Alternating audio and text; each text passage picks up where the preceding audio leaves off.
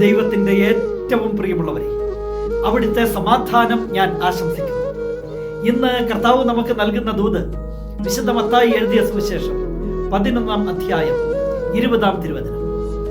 യേശു താൻ ഏറ്റവും കൂടുതൽ അത്ഭുതങ്ങൾ പ്രവർത്തിച്ച നഗരങ്ങൾ മനസാന്തരപ്പെടാത്തതിനാൽ അവയെ ശാസിക്കാൻ തുടങ്ങി.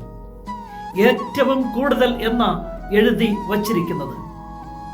പലയിടത്തും പല അത്ഭുതങ്ങളും അവിടുന്ന് പ്രവർത്തിച്ചു. എന്നാൽ ഏറ്റവും കൂടുതൽ അത്ഭുതങ്ങൾ പ്രവർത്തിച്ച നഗരങ്ങൾക്ക് മാറ്റം സംഭവിക്കാത്തതിനാൽ അവിടുന്ന് അവയെ ശാസിക്കാൻ തുടങ്ങി.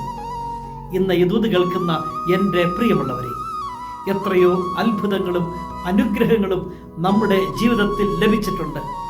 പലർക്കും ലഭിക്കാത്തതും നമുക്ക് ലഭിച്ചിട്ടുണ്ട്.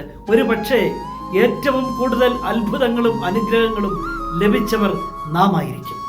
എന്നിട്ടും എന്തേ അവിടുത്തെ സ്വന്തമാകാൻ മടിക്കുന്നത്?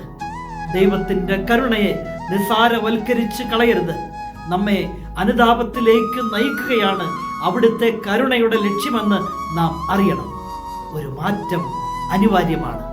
ദൈവം കാത്തു നിൽക്കുന്നുണ്ട്.